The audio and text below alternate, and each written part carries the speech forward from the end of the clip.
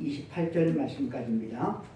창세기 1장 26절로 28절 말씀까지 다 함께 합독하십니다. 하나님이 이르시되 우리의 형상을 따라 우리의 모양대로 우리가 사람을 만들고 그들로 바다의 물고기와 하늘의 새와 가축과 온 땅과 땅에 기는 모든 것을 다스리게 하자 하시고, 하나님의 자기 형상 곧 하나님의 형상대로 사람을 창조하시되 남자와 여자를 창조하시고, 하나님이 그들에게 복을 주시며 하나님이 그들에게 이르시되 생육하고 번성하여 땅에 충만하라. 땅을 정복하라. 바다의 물고기와 하늘의 새와 땅에 움직이는 모든 생물을 다스리라 하시니라. 아멘.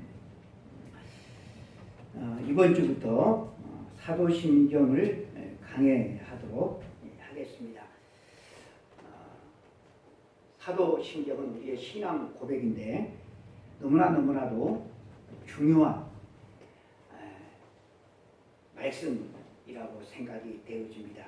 오랫동안 어떻게 이 말씀을 준비해서 전할까 생각했다가 드디어 이제 이번 주부터 시작을 합니다. 이 사도신경의 첫 고백은 온 세상 만물을 창조하신 창조주 하나님으로부터 시작을 하고 있어요. 판사가 말로 재판을 하면서 사형 그러면 죽는 거죠. 무죄하면 사는 것이죠. 그러니까 판사의 말 한마디에 사람의 하나밖에 없는 목숨이 왔다 갔다 합니다. 판사의 말 한마디보다 더 무서운 사람의 말이 있다고 한다면 대통령의 말일 것입니다. 대통령의 말보다 비교할 수 없지 그 무게가 있는 분이 계시다고 한다면 그분은 우리가 믿는 하나님이실 것입니다. 사람의 말도 그 무게가 별로 없는 사람도 있고 아주 그 무게가 큰 사람도 있는데, 여러분 하나님의 말씀의 그 무게는 얼마나 크겠습니까? 성경은 이 거대한 우주가 하나님의 말씀으로 창조되었다고 증거하고 있습니다. 하나님이 이르시되 빛이 있으라 하시니 빛이 있었고, 위로는 수많은 혹성들 뿐만 아니라 아래로는 수많은 물고기와 우리가 알 수 없는 이름 모를 수많은 그런 풀들, 잡초들, 이 모든 것들까지 누가? 창조주 하나님께서 말씀으로 창조했다고 증거하고 있습니다. 말의 힘이죠. 그런데 이 말의 힘이 창조주의 말씀만 힘이 있는 것이 아니라 성경은 우리 인간의 말에도 아주 묵직한 힘이 있다고 가르치고 있죠. 죄인에게 구원을 선물하는 것, 우리 죄인에게 구원을 선물하는 것이 성경은 말이라고 가르치고 있어요.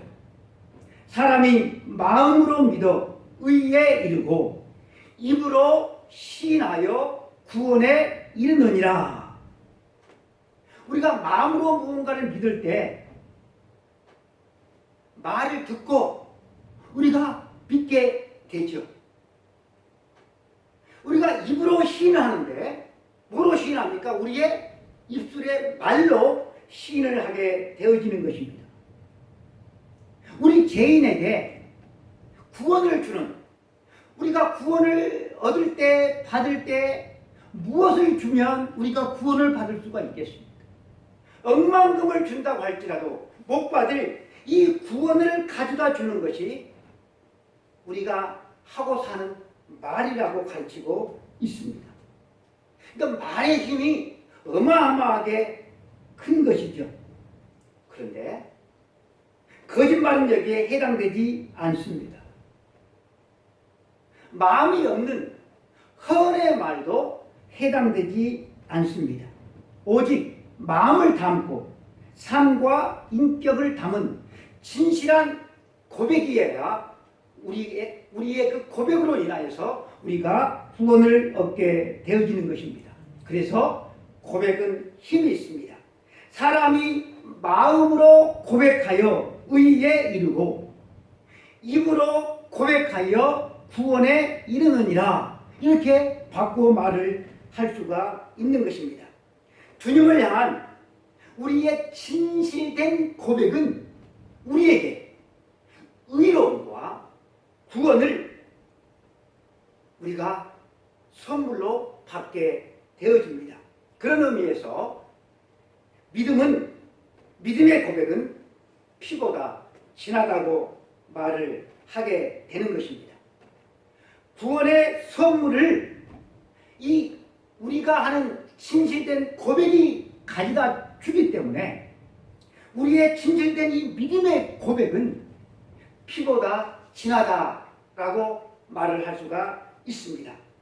베드로의 믿음의 고백이 그 죄인 베드로를 하나님의 자녀로 입적을 시켜 주었습니다. 주는 그리스도시요 살아계신 하나님의 아들이십니다. 베드로가 주님을 향한 이 고백을 했을 때 주님의 화답은 무엇이었습니까? 바요나 시몬아, 내가 복이 있도다. 이를 내게 알게 한 이는 혈육이 아니요 하늘에 계신 내 아버지시니라. 여러분, 이 말씀을 풀어서 읽으면 이렇습니다. 요나의 아들 시몬아, 이제 보니 네가 요나의 아들만은 아니구나. 너도 이제 하늘에 계신 내 아버지의 아들이 되었구나 라고 하는 뜻입니다. 주님을 향한 진실된 고백을 품은 사람은 빈부귀천을 막론하고 상관없이 그 사람이 존귀하신 창조주 하나님의 자녀가 되어지는 것입니다. 여러분, 그런 의미에서 피는 물보다 진하지만 고백은 피보다 진하게 되어지는 것입니다. 마음으로 믿고 입으로 시인하는 이 고백의 내용이 온전히 실린 그 글이, 그 고백이 바로 사도신경입니다.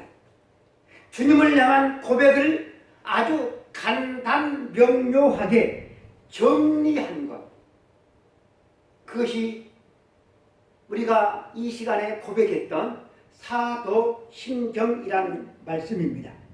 간단 명료하게 정리된 이 사도신경을 개신교회는, 이단이 아닌 개신교회는 예배 때마다 이것을 고백을 하는데, 우리가 이 고백을 할 때 우리의 마음과 우리의 삶과 우리의 인격을 담아서 고백을 해야만 하는 것입니다.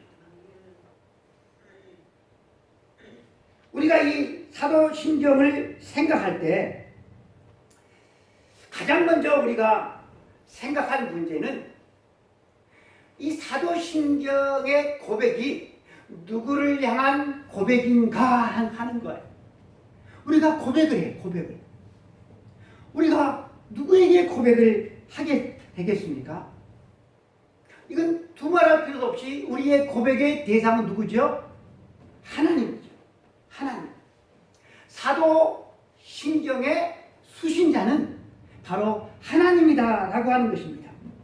많은 교회에서 이 사도신경을 고백할 때 눈을 감고 고백을 하는 이유가 바로 이 때문입니다.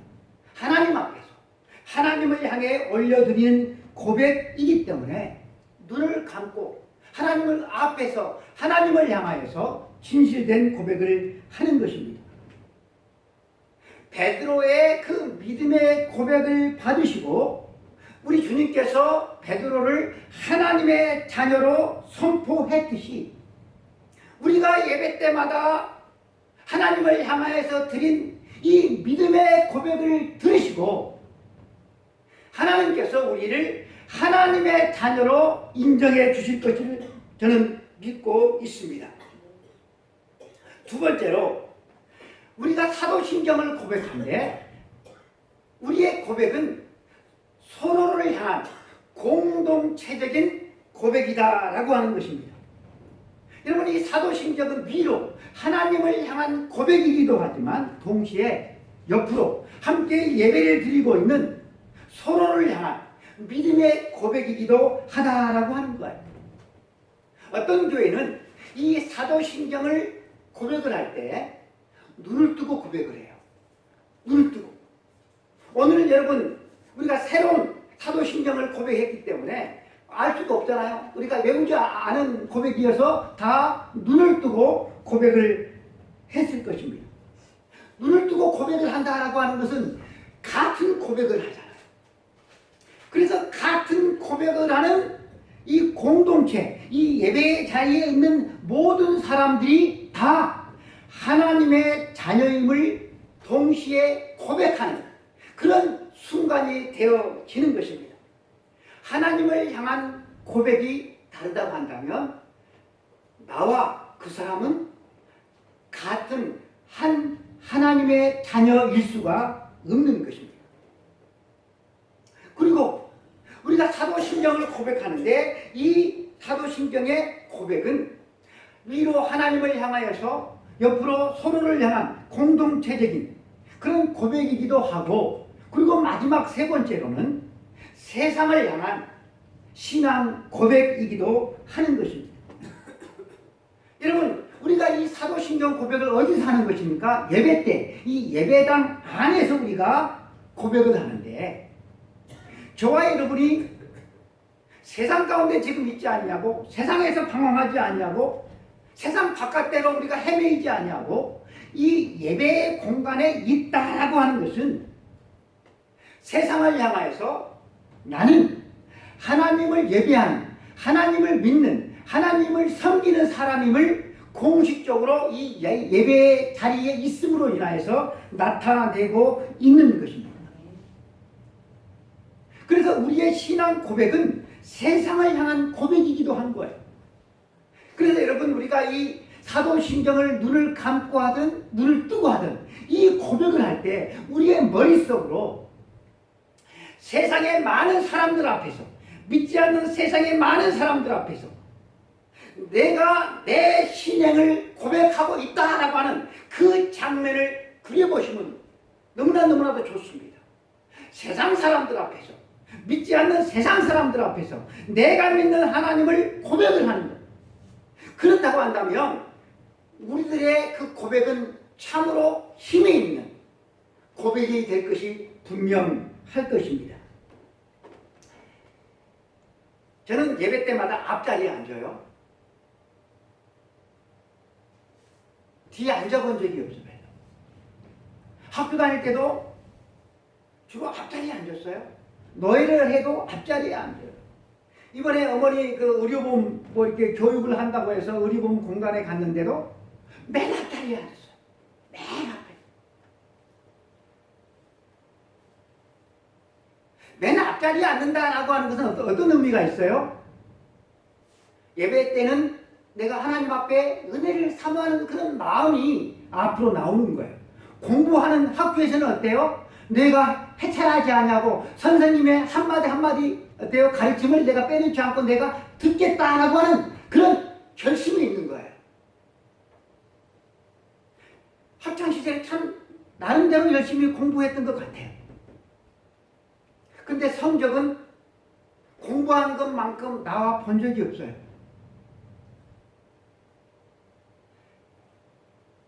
고등학교 1학년 때 자취 생활을 했는데 같이 자취 생활을 했어요, 친구와. 근데 그 친구는 시험 전날에도 무협지를 빌려갖고 와가지고, 한지를 빌려갖고 와가지고 무협지를 읽어. 세상에, 시험 전날에. 그런데 시험 성적을 딱 받아보면 그 친구가 항상 나보다 좋게 나왔어요. 환장할 일이요. 고3 때는 학교 도서관에서 잠을 자면서 공부를 했어요. 나름대로는 열심히 공부를 했어요. 근데 학력고사를 봤는데 웬걸 실망스러운 점수가 나왔어요. 그래서 전기를 냈는데 전남대를 떨어졌어요. 아이고 나는 이제 공부에 적성이 안 맞는다. 공돌이가 돼야 되겠다. 그렇게 생각을 했는데 같은 반 친구가 그 친구도 전기를 떨어지고 후기를 넣었는데 목포대 원서를 데려가는데 같이 가자 그런 거예요. 나는 대학 갈 생각은 없는데 에이 같이 가자. 무슨 과 썼어? 생물학과를 썼대.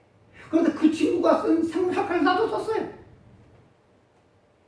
그런데 목포대는 이제 2차하고 성적이 좀 낮으니까 합격이 됐네. 그래서 생물학과를 가게 됐어요.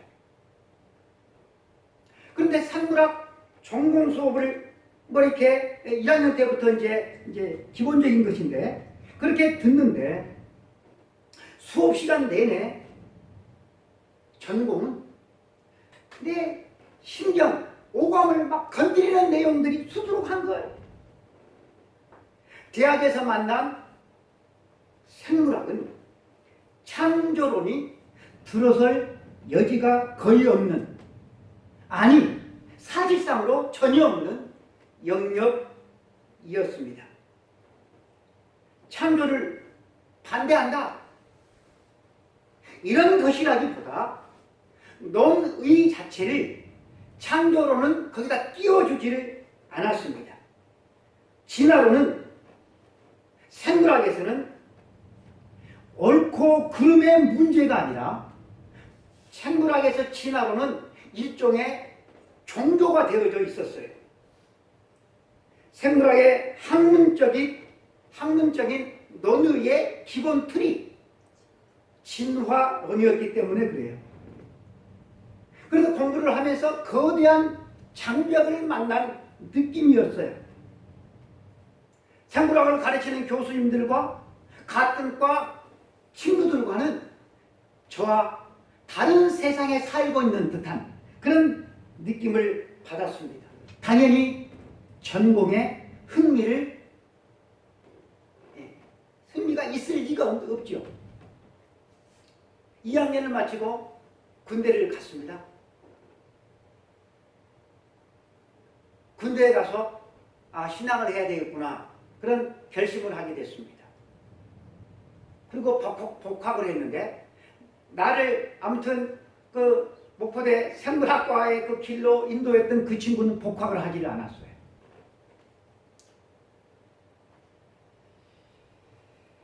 저는 이런 일련의 과정들이 하나님의 섭리가 아니었는가 그렇게 지금도 생각을 하고 있습니다. 현대 과학, 우리는 현대 과학 시대를 살아가고 있어요. 여러분 이 시대에 창조를 믿는다라고 하는 것은 어떤 의미가 있겠습니까? 대부분의 현대인들은 빅뱅을 믿고 진화론을 믿고 살아가고 있는데 그러한 세상에서 나는 전능하신 아버지 하나님 천지의 창조주를 믿습니다라고 시작하는 이 사도신경을 저와 여러분이 고백한다라고 하는 것은 어떤 의미가 있겠습니까? 세상 사람들과는 삶의 기본 틀이 전혀 다른 사람이다라고 하는 이런 그런 의미가 있는 것입니다. 세상 사람들과 살아가는 기본 틀이 다르다. 좀 유식한 말로 하면 세계관이 다르다라고 하는 것입니다. 여러분 세계관은 우리가 살면서 배워요. 수동적으로 배워요. 하지만 수동적으로 세계관을 배우기도 하지만 내가 능동적으로 의지적인 결단으로 나의 것으로 삼는, 결정하는 그런 것도 여러분 경우도 있습니다. 안 믿는 사람들의 세계관은 당연히 세상 사람들이 가지고 있는 학교에서 배웠던 진화론을 믿고 살아갑니다.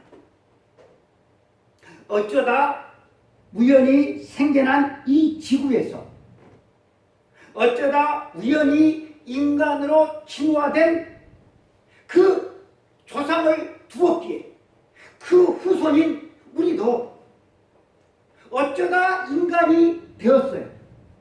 어쩌다 인간이 되었기 때문에 내 삶의 의미도 내 삶의 목적도 몰라요. 어디로 가야 되는지, 인생의 끝에는 뭐가 있는지, 어떻게 살아야 되는지 몰라요. 그저 우연한 존재가 바로 인간이 되어버린 것입니다. 같은 모양을 하고 있어요. 같은 지구에서 우리가 살아가고 있어요. 그렇다고 해서 다 같은 존재가 여러분 아닌 것입니다. 사도신경을 믿음으로 고백하는 우리는 세상 사람들과는 근본적으로 다른 인생을 살아가기로 결심하고 결단한 사람들인 것입니다. 아멘. 세상 사람들이 어떤 인생을, 어떤 가치관을 가지고 살아가고 사도신경을 고백하는 우리들은 어떤 세상을 살아가고 있는 것입니까? 분명히 다른 세상을 살아가는 존재들인데 어떻게 우리가 다르게 살아가는 존재인가 라고 하는 것입니다. 먼저 사도신경을 고백하는 우리들은 우리가 살아가는 세상은 의미가 있는 세상이다 라고 하는 것입니다. 사도신경의 첫 고백은 나는 천지의 창조주를 믿습니다로 시작을 합니다. 나는 천지의 창조주를 믿습니다. 이 세상과 나의 삶의 의미와 목적이 있다라는 고백을 하고 있는 것이죠. 여러분, 우리가 창조를 믿는 이유가 무엇입니까? 여러분들 창조 믿지요? 어떻게, 왜 창조를 믿습니까? 성경에서 하나님께서 창조하셨다고 말씀하셨기 때문에 그래요. 이것이 진리이기 때문에 그래요. 여러분, 이 진리는 우리 각자의 존재의 의미와 존재의 목적을 부여하게 됩니다. 현대 과학은 창조의 자리에 무엇을 갖다 올려놓습니까? 창조의 자리에 무엇을 갖다 올려요? 빅뱅과 진화를 창조의 자리에 갖다 올려놓습니다. 우주의 기원, 여러분 우주가 어떻게 생겨났다 그래요? 여기는 빅뱅의 원리를 갖다 놓습니다.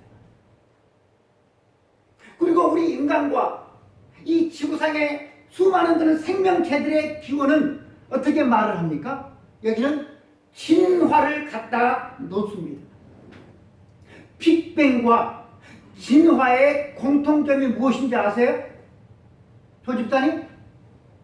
뭘까요? 두자, 우연입니다. 우연. 우주가 어디서 나왔느냐? 현대 과학은 우연한 대폭발, 빅뱅이죠, 빅뱅.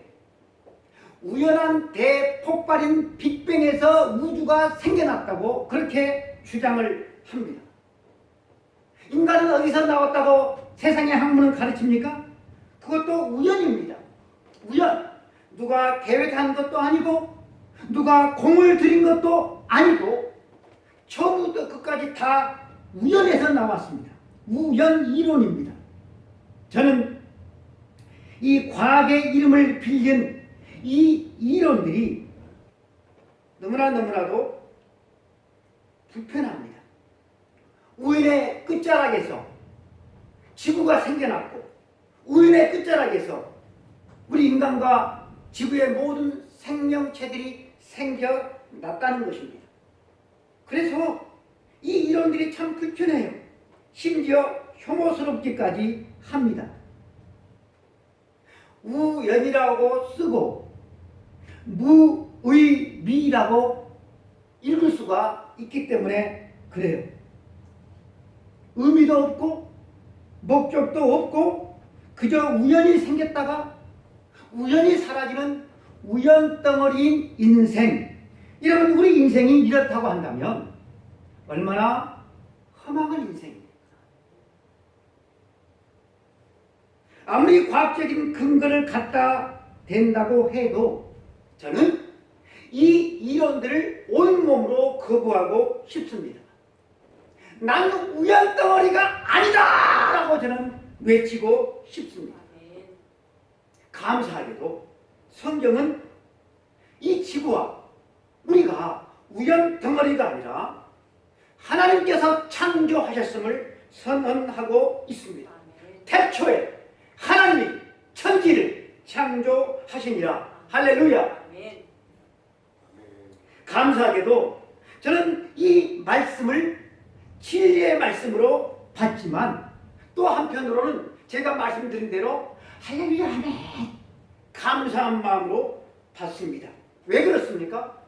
내 존재의 의미와 내 존재의 목적을 설명해 줄 수 있는 유일한 근거이기 때문에 그래요.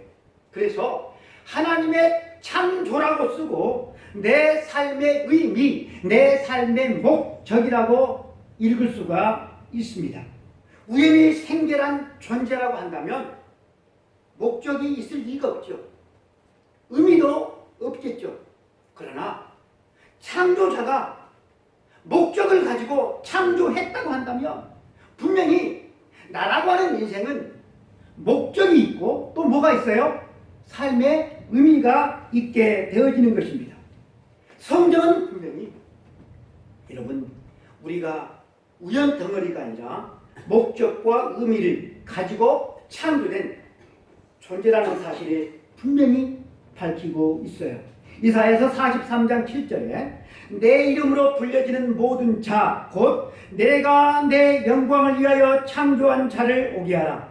그를 내가 지었고 그를 내가 만들었느니라. 21절을 보면 이 백성은 내가 나를 위하여 지었나니 나를 찬송하게 하려 함이라. 창조주의 영광을 위해서 창조주를 찬송하도록 우리를 지으셨다라고 분명히 성경은 그 사실을 우리들에게 가르치고 있습니다. 얼마나 여러분 반가운 소식입니까? 땡큐 땡큐. 우연히 생겨났대 세상.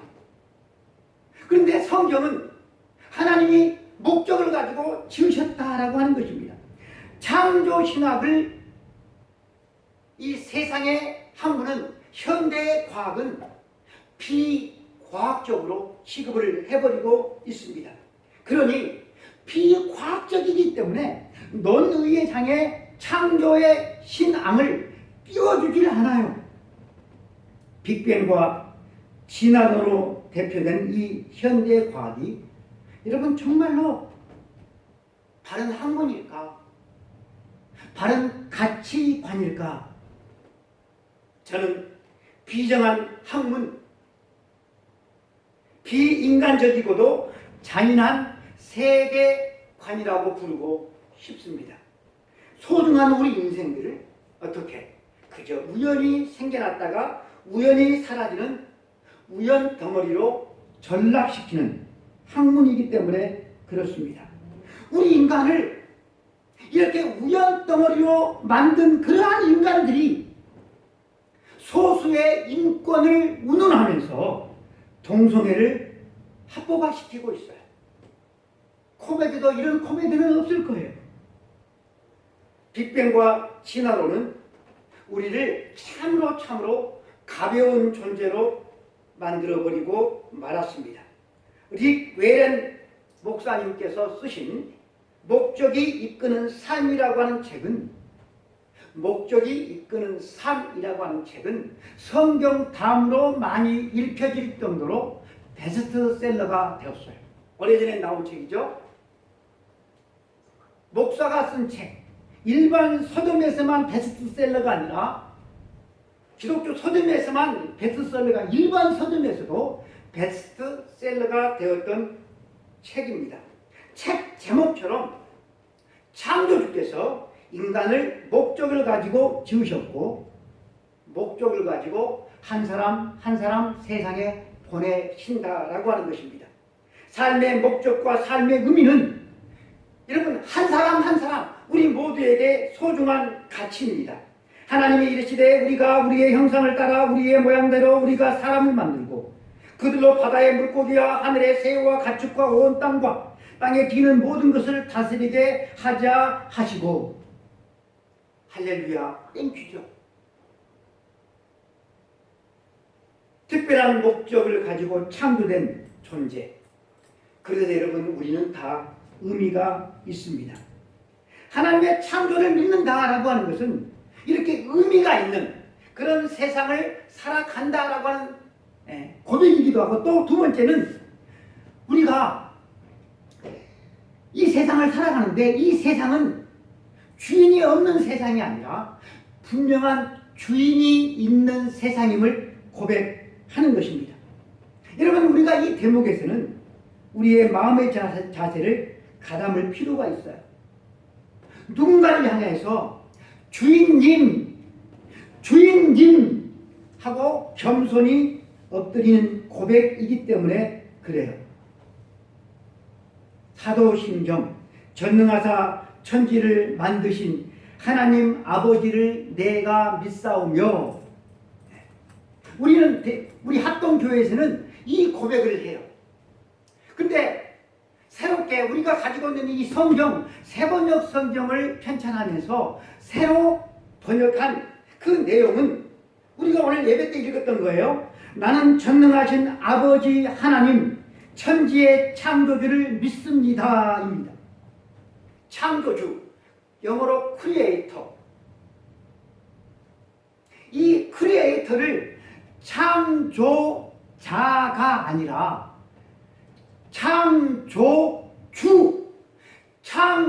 창조주로 번역을 했어요. 아주 지혜롭고 온당한 번역이라고 믿습니다. 나를 창조하신 분은 나를 만든 놈이 아니라 나를 만든 나의 주인이기 때문에 그래요. 나의 주인이라.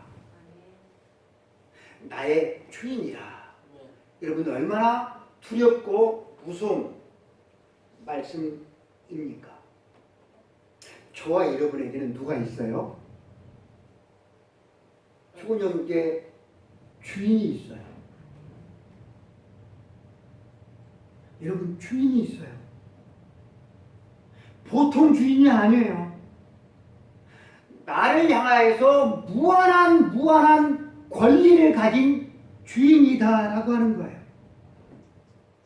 나를 만드신 그 창조주를 내가 알지 못한 채 죄악 가운데 거하는 나를 살려주시기 위해서 그분이 나를 대신해서 고난을 받으셨어요. 조롱과 모욕과 핍박을 다 당하셨어요. 그리고 나를 위해서 대신 죽어 주셨어요. 누가 나를 위해서 이러한 희생을 할 수 있단 말입니까? 내 부모요? 내 부모요? 이거 나의 대통령요? 누가 나를 위해서 이러한 희생을 할 수 있습니까? 나의 창조주가. 나의 창조주가. 그런데 우리는 그분께 지금 어떻게 대하고 있는가라고 하는 거예요. 얼마나 못되고 뻔뻔한 인생들인지 몰라요. 여러분 돈을 주고 강아지를 구입해 오면 그 강아지 주인은 누굽니까? 나죠. 그죠? 우리 혜미가 고양이를 키우는데 그 고양이 돈 주고 산 적 없어요? 길고양이. 길고양이를 내가 데려다가 키워도 나는 당연히 견주에, 그죠? 그 이름을 올릴 수가 있어요. 내가 돈으로 사든 내가 주워오든 나는 주인이 될 수가 있어요. 그런데 그 주인과 나를 창조한 주인과 어찌 그런 비교가 가능하겠습니까? 우리는 나를 창조한 창조주라고 하는 이 무게감을 알 수가 없어요. 왜냐하면 한 번도 경험해 본 적이 없는 자리이기 때문에 그래요. 저는 참 이것도 만들고 저것도 많은 것들을 만들어 보았어요. 초등학교 다닐 때 미술 시간에 그때는 뭐 진흙 사가지고 온 게 아니라 진흙을 가지고 오라 했어요. 진흙을 채취해서 가지고 오라고 했어요. 그래서 그 진흙을 가지고 뭐 동물도 만들고 집도 만들고 이것저것 참 많이 만들어 보았어요. 중고등학교 다닐 때는 그때는 성탄절 카드를 다 만들었어요. 나름 미술 실력이 좀 있어가지고 카드를 만들어가지고 친구들에게 팔기도 하고 또 그죠 많은 친구들에게 보냈어요. 그러나 많은 것들을 만들어 보았지만 저는 한 번도 창조해 본 적은 없어요. 왜냐하면 그것은 무에서 유를 창조한 것이 아니고 있는 것을 변형시킨 것 뿐이기 때문에 그래요. 매주마다 설교를 쓰고 있지만 이 설교도 내가 창조주가 아니에요. 이미 있던 것들을 내가 조금씩 배열을 바꾼 것, 이미 있던 것들이다 라고 하는 거예요. 그런데 사도신경은 그 이름도 무서운 무에서 유를 창조하신 그 창조주가 내 주인임을 고백을 하고 있는 것입니다. 창조주 딱 세 글자지만 이 무게감은 가늠할 수가 없습니다. 여러분 그런 의미에서 사도신경은 자연스럽게 우리를 예배의 자리로 이끕니다. 우리 주 하나님이여 영광과 존귀와 권능을 받으시는 것이 합당하오니 주께서 만물을 지으신지라. 여러분 우리를 낳아서 길러주신 우리 부모님을 공경하는 것은 이것은 당연하죠. 여기에 여러분 무슨 이유를 댈 수가 있겠습니까? 하물며 창조주는 더 그러하지 않겠습니까? 우리는 부모의 은혜 앞에 공경이라고 하는 단어를 떠올립니다. 그렇다고 한다면 무에서 유를 창조하신 창조주 하나님을 향하여서 우리가 떠올릴 수 있는 단어가 무엇이 있겠습니까? 공경을 넘어서 경외함이 마땅하고 예배함이 마땅하고 복종함이 마땅하지 않겠습니까? 믿지 않는 가정에서 신앙생활을 하신 분들은 아마 부모로부터나 주변 사람들로부터 일가 친척으로부터 이런 말을 들어보셨을 것 같아요. 근본도 모르는 놈. 왜 근본도 모르는 놈이라고 하죠? 조상을 제사하지 않기 때문이잖아요. 근데 여러분 가만히 생각하면 우리 예수님을 믿는 사람들만큼 하나님을 믿는 사람들만큼 근본을 아는 사람이 없어요. 여러분 조상을 제사하는 그 사람들은 몇 대까지 제사를 하나요? 최 집사님 몇 대까지 하죠? 저는 한 번도 해본 적이 없어서 길어봐야 3대 4대잖아요. 그렇죠? 근데 여러분 우리의 조상이 3대 4대만 있습니까? 올라가다 보면 시조까지 올라가고 또 그 시대도 올라가면 누구까지 올라가는 거예요? 아담과 하와를 만드신 그 하나님까지 올라갈 수가 있는 것이잖아요. 그런데 여러분 우리가 하나님을 섬긴다라고 하는 것은 우리야말로 진정한 근본을 아는 사람이 되어지는 것입니다. 창조주에 대한 고백은 의미가 있다. 우리가 사는 세상은 그저 주인이 있다 뿐만 아니라 우리는 가치가 있는 존재다라고 하는 것입니다. 예술 작품의 가치는 어디가 있습니까? 그 작품 자체이기보다도 그 작품을 만든 작가에게 있습니다. 저는 한국의 그 예술가 가운데, 화가 가운데 이중섭이라고 하는 사람만큼은 알고 있어요. 이중섭. 왜 이 사람을 아느냐? 고등학교 교과서에인가요? 이 사람의 소의 그림이 실려 있어요. 한국이 나온 세계적인 거장이거든요. 이중섭. 소그림을 상당히 많이 그렸어요. 그런데 이중섭 씨가 그린 소그림이 미술책에 나온 그 그림 하나일까요? 헤아릴 수도 없이 많은 소를 그렸어요. 교과서에 나온 소그림은 빙산의 일각에 불과합니다. 그런데 이분은 소를 그릴 때 도화지에다가만 그리지를 않았어요. 살 돈이 없었는지 나름 아니면 뭐 작품 세계이기 때문에 그렸는지는 모르지만 종이라고 하면 아무 종이에다가 그렸어요. 심지어 어디에다가까지 그렸는가 하면 담뱃종이 안에 은박지에다가 그렸는데 그것도 그리는데 거기는 이게 물감이 잘 안 묻잖아요. 그러니까 뭐로 그린 줄 아세요? 못으로 그렸어요. 못으로. 황소를.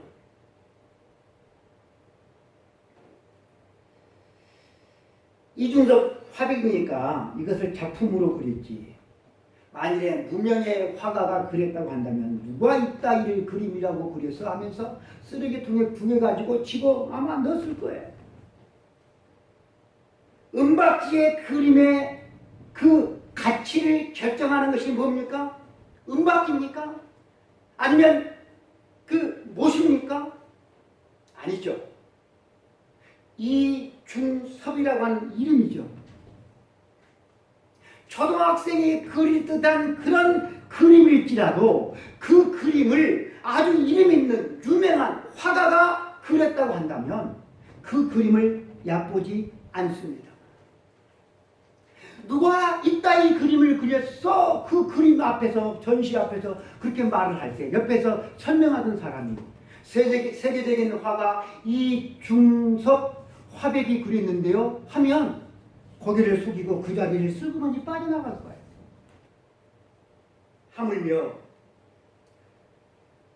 우리는 여러분 우리가 아무리 흠이 많고 부족할지라도 누가 우리를 만드셨어요?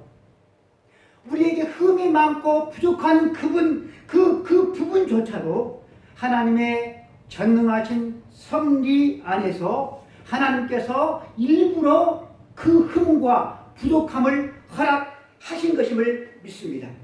이후로는 누구든지 나를 가볍게 여기지 말라. 내가 내 몸에 예수 그리스도의 흔적을 가지고 있노라. 내 몸에 예수 그리스도의 사인을 가지고 있노라. 사도 바울이 예수 그리스도를 섬기면서 전도하면서 그 몸에 새겨진 온갖 핍박 그 흔적이죠. 저는 창조주를 믿습니다. 창조가 진리라고 믿기 때문이고 더욱이 창조 신앙만이 내 삶의 의미와 내 삶의 목적을 부여해 주기 때문에 그렇습니다. 삶의 의미와 목적이 없는 삶만큼 비참하고 불쌍한 삶이 여러분 어디가 있겠습니까? 나는 전능하신 아버지 하나님 천지의 창조주를 믿습니다. 천물에 이렇게 창조주로 고백하는 이 사도신경은 우리의 삶의 무의미성을 강력하게 거부하고 뿐만 아니라 우리가 사는 세상과 우리의 삶의 의미가 분명히 있음을 힘주어 외치고 있습니다. 저는 기쁨으로 천지의 창조주이신 내 주인이 되신 하나님을 섬기며 예배하며 일평생 하나님의 뜻 안에서 살기를 원합니다. 우리 모두도 동일하게 내 삶의 주인이 되신 내 삶의 유일한 의미와 목적이 되신 하나님을 섬기며 살아가는 우리 모든 성도가 될 수 있기를 축복합니다. 기도하겠습니다. 하나님 감사합니다. 우리를 창조해 주신 하나님 감사합니다. 세상에 인간들이 지어낸 우연 덩어리가 아니라 하나님의 특별한 목적과 의도를 가지고 우리를 창조해 주시고 아들의 피로 우리를 구원해 주시고 영원한 천국으로 인도해 주시는 참 좋으신 하나님 아버지, 우리의 주인이 되시는 아버지, 세상의 많은 사람들처럼 헛되고 헛된 인생을 살지 않기를 원합니다. 아멘. 주님께서 우리를 부르실 때 잘 살았다 내 아들아, 그 순간까지 믿음의 선한 길을 달려갈 수 있도록 은혜를 베풀어 주옵소서. 우리 주 예수 그리스도 이름으로 기도드리옵나이다. 아멘. 아멘. 지금은 우리 주 예수 그리스도의 은혜와 하나님 아버지의 그 크신 사랑하심과 성령님의 감동과 역사 충만 내주하심이 나의 주인, 나의 창조주를 믿고 고백하며 섬기며 살아가기를 원하는 우리 모든 성도들 머리머리 위에 이제로부터 영원까지 함께 있을지어다. 아멘.